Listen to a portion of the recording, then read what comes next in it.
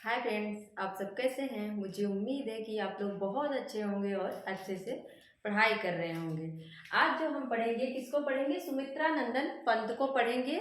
इसके पहले हमने छायावाद के और कवियों के बारे में पढ़ लिया है। उनकी क्या रचनाएं हैं, उनका जन्म कब हुआ, कहाँ हुआ, जो भी उनसे संबंधित तथ्य होते हैं उसको हमने पढ़ लिया है। आज हम किसको पढ़ेंगे, सुमित्रा नंदन पंत को पढ़ेंगे, जो क्या कहे जाते हैं, प्रकृति के सुकुमार कवि कहे जाते हैं। इनको हम क्या कहते हैं, प्रकृति के सुकुमार कवि। प्रकृति के सुकुमार सुकुमार कवि, ये क्या है, प्रकृति के सुकुमार कवि। अगर एग्जाम में पूछे कि प्रकृति का सुकुमार कवि किसे कहा जाता है तो हम किसे कहेंगे, सुमित्रा नंदन पंत को कहेंगे। अब देखते हैं इनका जन्म कहाँ हुआ था, कब हुआ था। इनका जन्म होता है 1900 ईस्वी में और मृत्यु कब हो जाती है, 1977 में। जन्म होता है 1900 में और 77 वर्ष ही जीवित रहते हैं। 1977 में इनकी क्या हो जाती है, इनकी मृत्यु हो जाती है।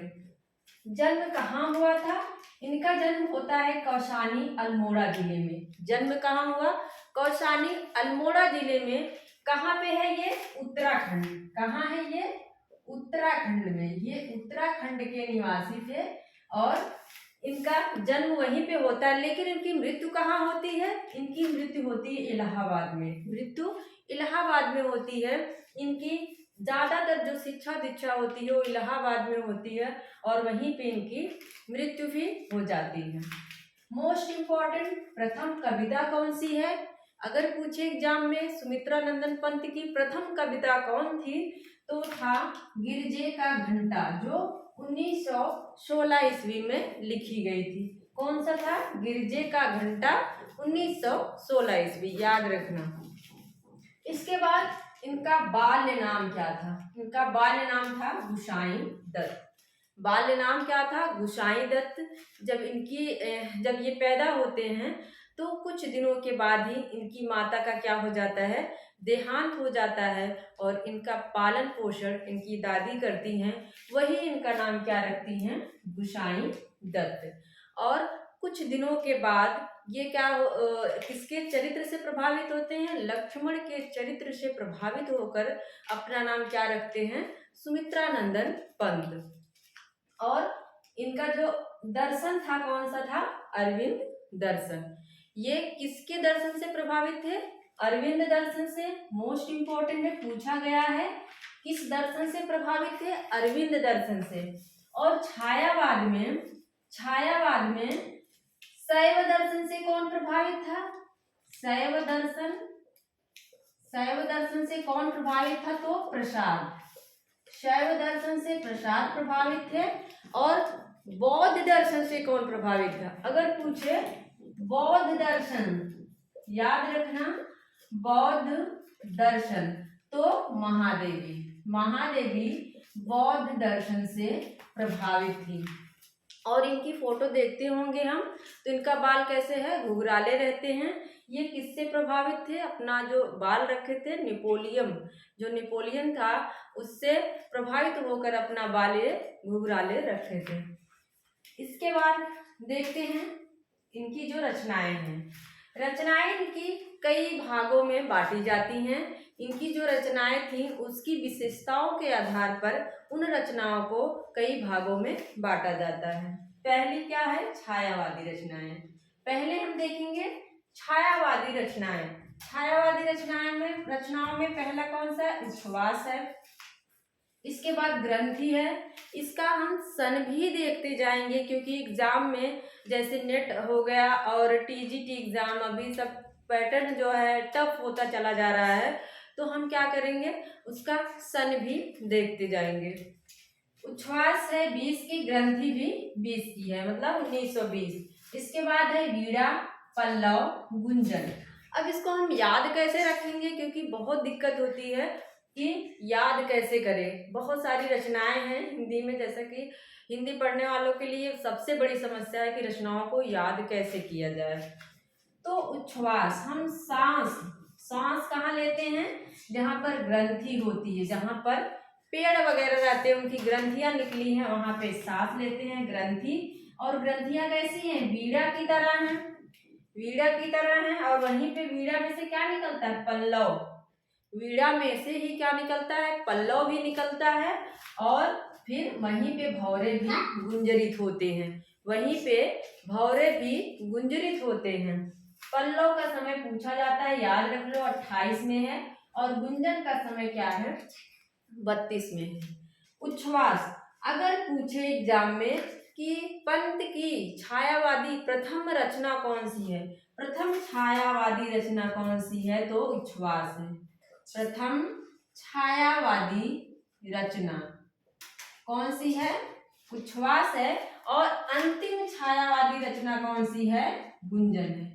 अंतिम छायावादी रचना कौन सी है? गुंजन है। इस बात का ध्यान देना है। इसके बाद हम देखते हैं क्या है? प्रगतिवादी रचनाएं, कि ऐसी कौन सी रचनाएं हैं जिसमें प्रगतिवाद की विशेषताएं दिखाई देती हैं। युगांत, पहली रचना है युगांत, 36 में है। सबको पता होगा कि प्रगतिवाद की शुरुआत कब से होती? 36 से लेके 1943 में जब जाके प्रयोग तार सप्तक का संपादन होता है, वहीं से प्रयोगवाद शुरू हो जाता है। तो 36 में प्रगतिवाद है, तो युगांत का समय भी क्या है? 36 है। इसके बाद युगवाणी है 39 में, ग्राम्या है 40 में। ये इनकी प्रगतिवादी रचनाएं हैं। अगर एग्जाम में पूछे कि ये किस रचना से छायावाद का अंत और प्रगतिवाद की शुरुआत करते हैं, तो ये युगांत हो जाएगा। प्रगतिवाद की शुरुआत, अगर कहें प्रगतिवाद की शुरुआत और छायावाद का अंत, यहाँ शुरुआत हो रही प्रगतिवाद की और छायावाद का क्या हो रहा है? अंत हो रहा है। तो वो किसमें है?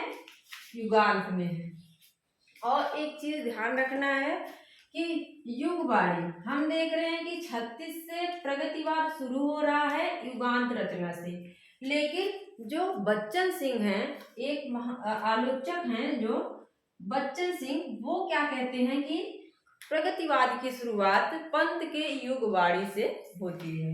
यहाँ पे जो बच्चन सिंह हैं वो युगवाणी से मानते हैं। और युगवाणी जो है वो रूपा पत्रिका में प्रकाशित भी होती है। ग्राम्य हो गया। इसके बाद हम देखते हैं अंतश्चेतनावादी। अंतश्चेतनावादी रचनाएं ही क्या थी इनकी? अरविंद दर्शन से प्रभावित थी। अगर पूछ ले एग्जाम में कि इनकी अरविंद दर्शन से प्रभावित रचनाएं कौन सी हैं या कौन सी नहीं हैं, तो हमें समझ जाना चाहिए कि जो अंतश्चेतनावादी रचनाएं हैं वही क्या है? वही अरविंद दर्शन है। वही क्या है? अरविंद दर्शन है। इसमें भी 3 है इनकी। यहाँ पे हम ट्रिक नहीं लगाए तब भी देख लेते। यू से शुरू होता है, या से शुरू होता है, या पे ही क्या है? खत्म है। युगांत, युगवाणी और ग्राम्य। युगांत, युगवाणी और ग्राम्य। अब देखते हैं अरविंद दर्शन वाली रचनाएं। स्वर्ण किरण, स्वर्ण धूल, युगपथ, 47, 47 और 49। समय यही है। अब देखते हैं इसकी ट्रिक क्या है। किरण कहाँ पड़ती है? धूल पे पड़ती है। धूल कहाँ है? पथ पे है। किरण कहाँ पड़ी? धूल पे। और धूल कहाँ है? पथ पे है। इतनी छोटी सी आप लोग ट्रिक याद कर लेंगे तो शायद एग्जाम में यहाँ से क्वेश्चन गलत नहीं होगा। स्वर्ण किरण, स्वर्ण धूल और युगपथ।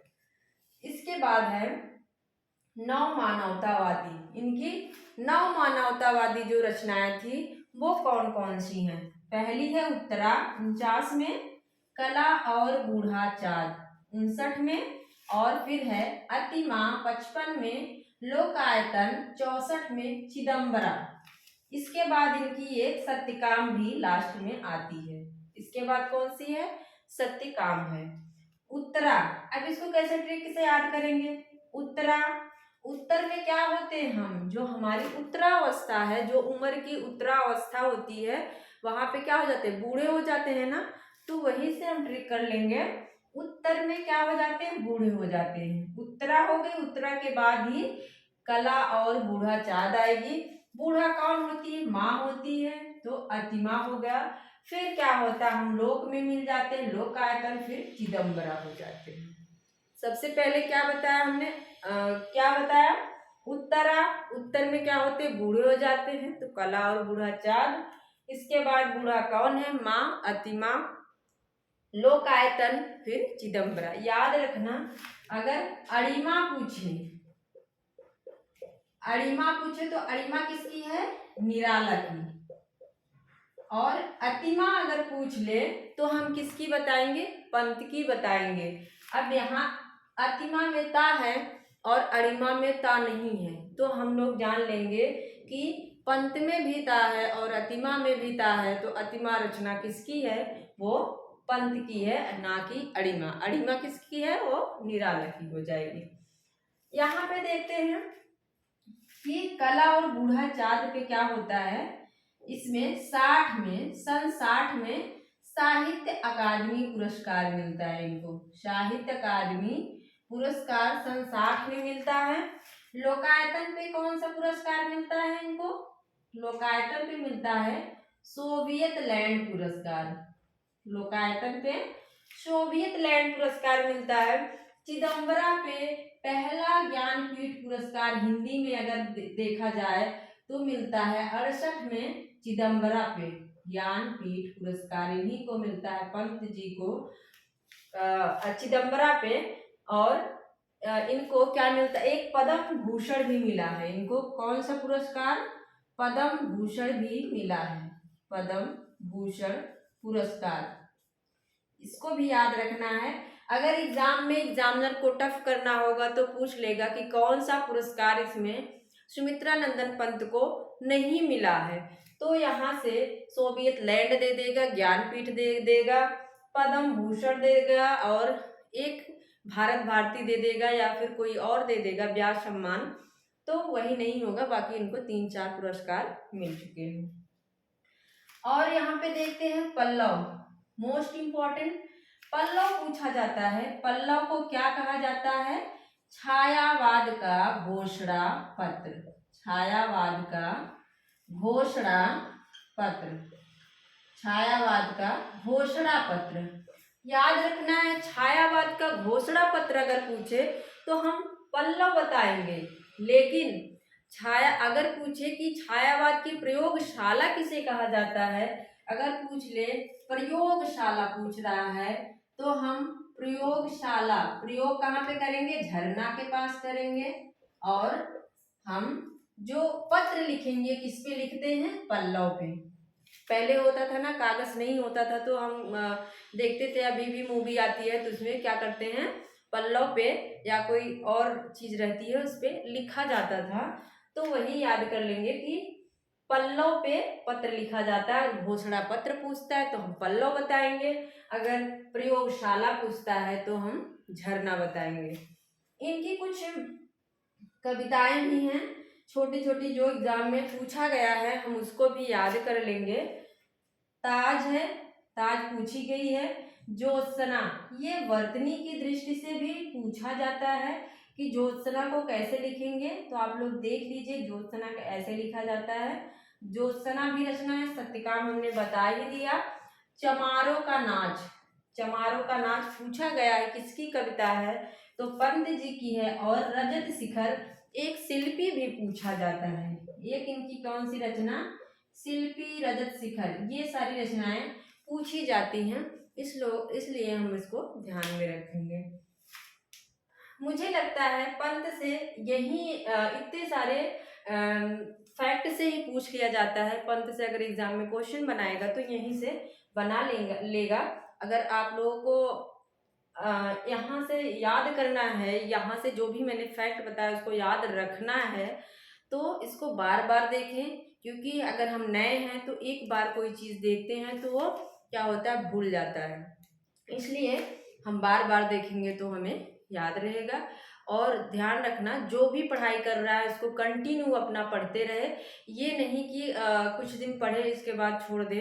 दोस्तों, अगर अपने माँ बाप की गरीबी को दूर कर सकते हो तो सिर्फ आप ही कर सकते हो, नहीं तो कोई दूसरा नहीं कर सकता। इसलिए लगे रहो और पढ़ाई करते रहो। धन्यवाद।